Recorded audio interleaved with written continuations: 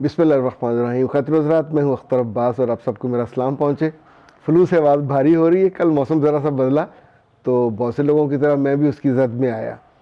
اچھا، جتنے ہمارے کلپس آتے ہیں اس پہ 2-3 طرح کے کومنٹس ہوتے ہیں.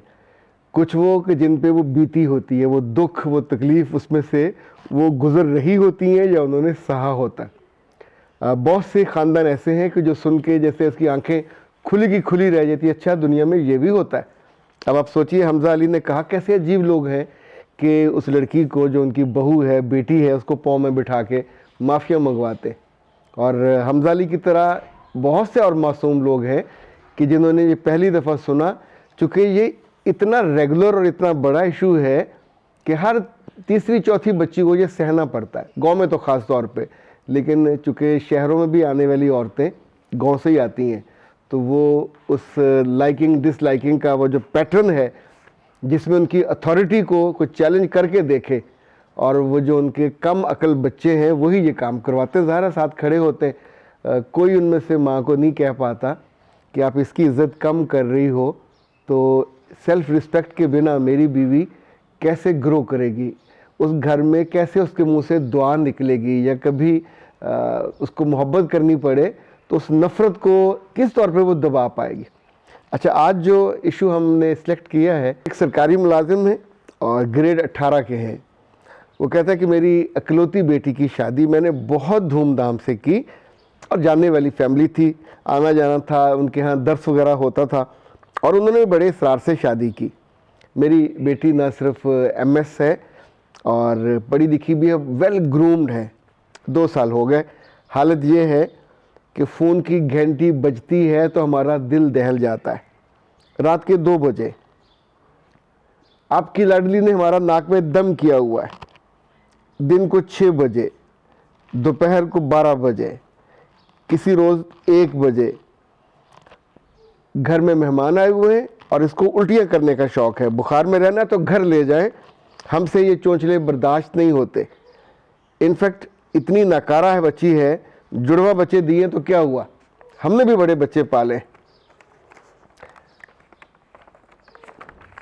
جب میرے پاس وہ تشریف لائے تو میں نے ان سے کہا کہ 3-4 چیزیں ایسی ہیں اگر آپ کر لیں گے تو آنے والے دنوں میں آپ کا بھی اور بچی کا بھی جو زندگی عذاب میں ہے اس سے بچت ہو جائے گی. ورنہ آپ اسی طور پہ ان کی تسلی نہیں ہوگی، چونکہ جو تکلیف دینے والے لوگ ہیں وہ they kept on doing، وہ ایک ہی طرح سے کرتے رہیں گے، چونکہ انہوں نے یہ دیکھا ہے کہ اس طور پہ لڑکی کو بھی اور لڑکی والوں کو بھی دبا کے رکھا جا سکتا ہے.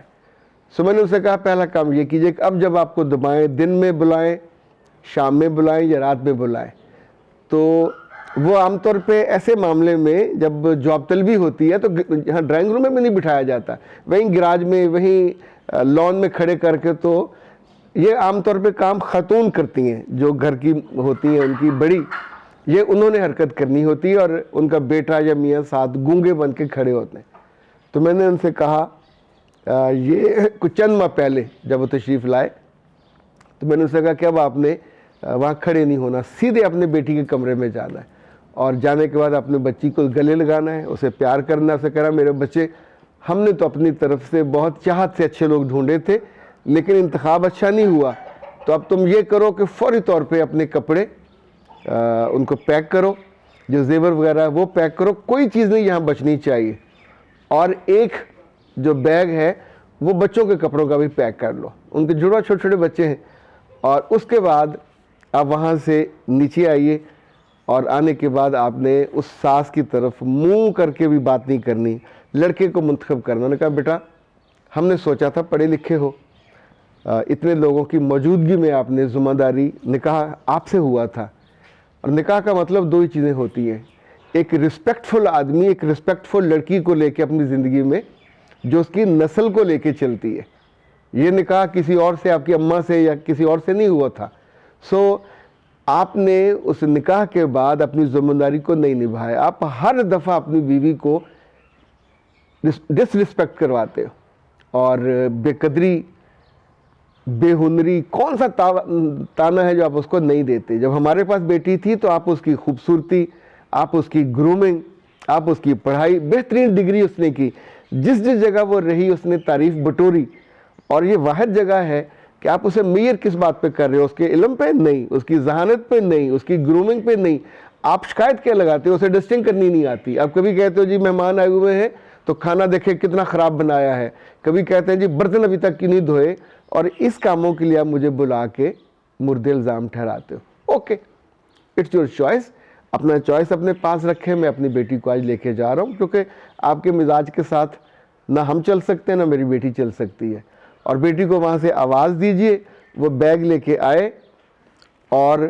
آپ کے ساتھ نکل کے گاڑی میں بیٹھ جائے۔ بچوں کو نہیں اٹھانا، پھر میں نے ان سے اصرار کیا، 2 بچے ہیں، دونوں کو نہیں اٹھانا، اور آپ آرام سے بنا مڑ کے دیکھے وہاں سے چلے جائیے۔ بچوں کا بیگ ساتھ لے کے جانا ہے، 2 بیگ آپ کے بچی نے تیار کی، وہ ساتھ لے جائیے۔ اور ایسے موقع پہ صرف 1 یا 2 دن کے بعد ہی، جسے کہتے ہیں ناک کی لکیریں نکلانی پڑتی ہیں، بچے نہیں سنبھالے جاتے ماں کے علاوہ، نہ نانی سنبھال سکتی ہے، نہ دادی سنبھال سکتی ہے، نہ کوئی اور خاتون، یہ بچے ہیں، اللہ کی ایک پوری شخصیت ہے، ان کی ضرورت ہے، ان کے لمحے ہیں، ان کے مومنٹس ہیں۔ انہوں نے بالکل یہی کیا، اور اس کے بعد 1 ہفتے میں 3 دفعہ۔ تب انہوں نے کہا بیٹا تم آؤ تو آؤ، تمہارے گھر میں سے کوئی اور نہ آئے، چونکہ ہمیں اتنا خوار کیا تم لوگوں نے، دن کا کوئی پہر نہیں چھوڑا، رات کا کوئی پہر نہیں چھوڑا جب ہم کو بلا کے ڈس ریسپیکٹ نہ کیا ہو۔ تو اب تم نے آنا ہے، آؤ، تمہارے بچے ہیں، تمہاری بیوی ہے، ابھی تک ہم نے رشتہ نہیں توڑا، اگر تم اس کو سنبھال سکتے ہو اوکے سنبھالو، نہیں سنبھال سکتے تو ہماری طرف سے جواب ہے ہم اس کو کنٹینیو نہیں کرنا چاہتے۔ تو خاتون حضرات، یہ والا معاملہ بھی ایسا ہے کہ گاؤں کے لوگ ہوں یا شہر کے لوگ ہوں، بہت جگہ انہیں یہ سہنا پڑتا ہے، اور جب سر پہ پڑتی ہے تو جو تکلیف ہوتی ہے آپ اپنے رشتہ داروں کو بھی نہیں بتا سکتے، کس کو بتائیں گے؟ چونکہ اس طرح کی چیز کا جو حل ہے کسی کے پاس نہیں ہوتا۔ جو تکلیف دینے والے ہیں وہ بائی ڈیزائن تکلیف دیتے ہیں۔ ایون ایسے لوگ رمضان میں بھی باز نہیں آتے، انہیں سحریوں میں، انہیں افطاریوں میں، انہیں کبھی اس بچی سے نہیں پوچھیں گے کہ بیٹا تو نے سحری ٹھیک سے رکھی، انہیں یہ ہوگا ہمیں سب کو ٹھیک سے سحری مل جائے، ہمارے کھانے، ہماری چائے، ہماری ایک ایک چیز، یعنی یہ کبھی نہیں سوچیں گے کہ اتنے پیسے وہ کماتے ہیں، بیٹا کماتا ہے، سسر کماتا ہے، تو ایک نوکر رکھ لیں، ملازم رکھ لیں، 2 ملازم رکھ لیں۔ اتنی پڑھی لکھی، اتنی گرومڈ، اتنی سمجھدار بیٹی سے آپ کام وہ لیں گے جو ایک ان پڑھ لڑکی بھی آرام سے کر سکتی ہے، تو آپ سوچئے آپ نے توپ سے مچھر مارنے کا کام لیا، تو اس کون عقل مند کہے گا؟ لیکن یہ اپنے آپ کو عقل مند سمجھتے ہیں اور دوسروں کی زندگی کو خوار کرتے ہیں۔ End of the day they need to face the, وہ جو ہوتا ہے نا پھر سٹارم، ان کو بھگتنا پڑتا ہے، لیکن تب تک بہت دیر ہو جاتی۔ اختر عباس کو دیجیے اجازت۔ السلام علیکم۔